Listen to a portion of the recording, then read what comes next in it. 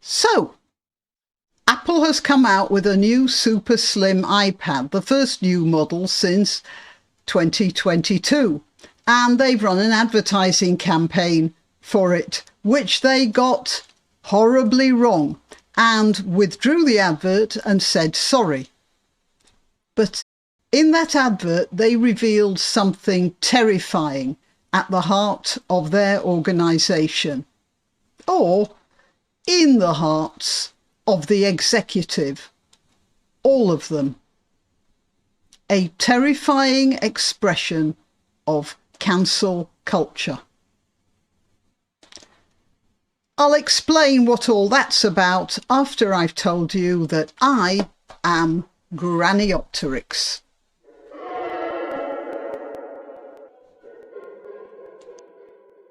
Right, so to set the scene, the ad proceeds thus.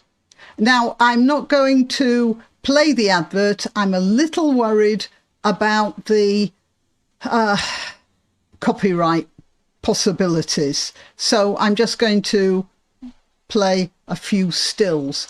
But also, I have to confess, I find the advert so thoroughly distasteful, I don't want to look at it again in the edit. So I just took stills from the first time I played it, and after that, that's all I'll have to look at.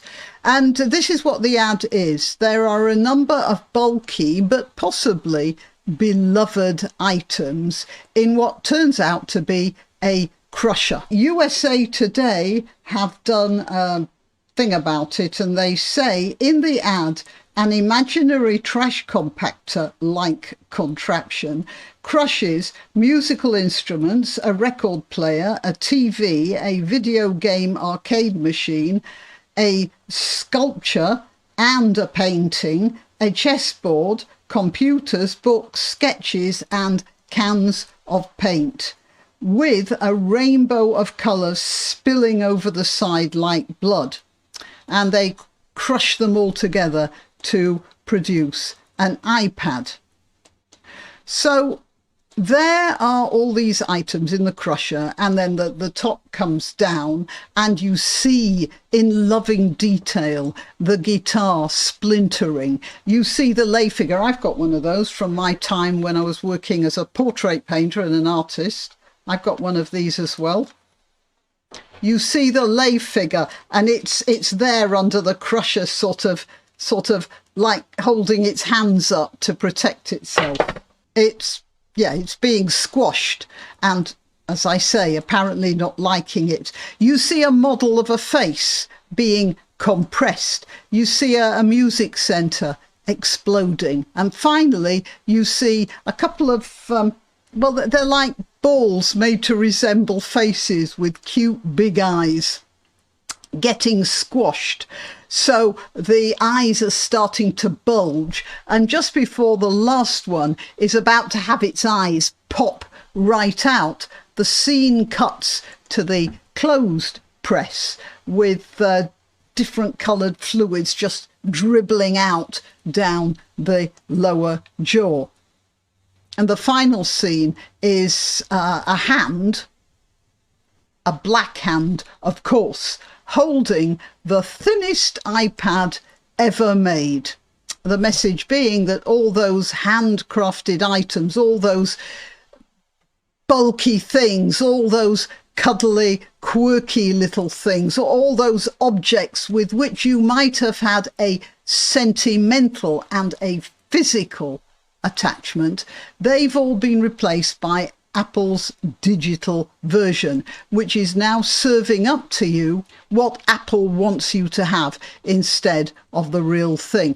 I'm not sure what message they thought they were conveying, but I can tell you what it looked like to me. It looked like they were saying, you will own nothing and you will be happy with the AI version of the various programs that will end up probably renting to you. We'll crush everything that has been handmade and we'll give you this second-hand mechanical version, our version, and everyone will have the same. It turns out there was a bit of a backlash about it, and it ended up with the company's vice president, Tor Mirren, saying sorry. And he starts by saying, our goal is to always celebrate the myriad. He split the infinitive there.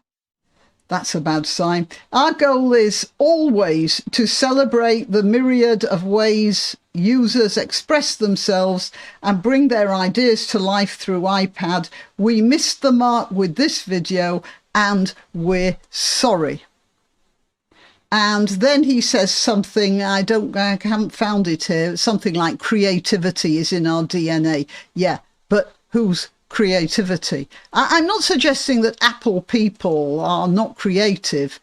Where I take issue is their assumption that they're the only ones with rights to be creative. Their way. He then said the company had missed the mark and was sorry. Possibly sorry they got caught, possibly sorry that Apple now has quite a bad rep. But I don't think he really got the point. And I'm not sure that many people did on a conscious level. Allow me to take you a bit deeper than that. You see, I think I saw it because as a university researcher in English literature, I've learned to identify meta levels. Now, how about this? Those images of ruined possessions, they are not just part of a destructive process.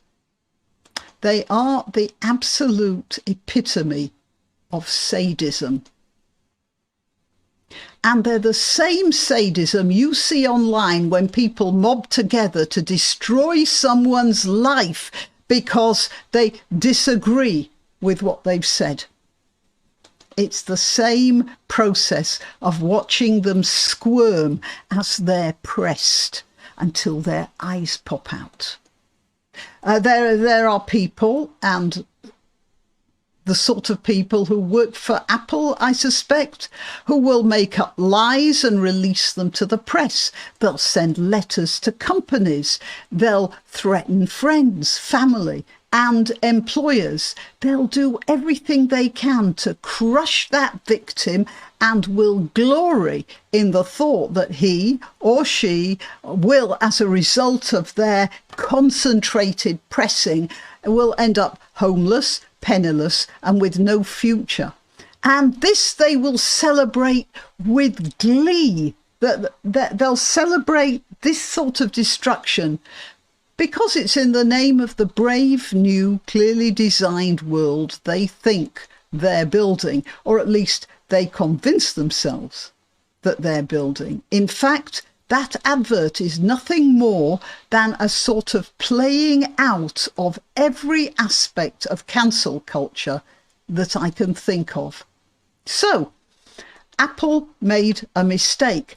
They revealed themselves. And what we have to ask is, why did they make that mistake? Why did they reveal themselves? Was it because their minds are so full of woke spite that they don't know what being human is anymore? Are these the people to whom we are entrusting our future? Yeah, because that is our future. I want you to think about that for a while, because the people who designed that iPad, and indeed the people who design any sort of tablet or pad, they have that mindset. That I describe it as a California mindset of a glee in destroying lives. And what was in that compactor was the life of somebody being pressed until it was nothing more than a digital representation. Okay, think about that for a while. Till next time. Why not treat yourself or a favoured relative or friend to these magnificent examples of merch? The mugs and t-shirts come in the granniopteryx design or Grambo with a firearm or the more deadly knitting needles. Go to www.granniopteryx.com and whatever platform you're watching this on, please click like, subscribe and share, share, share.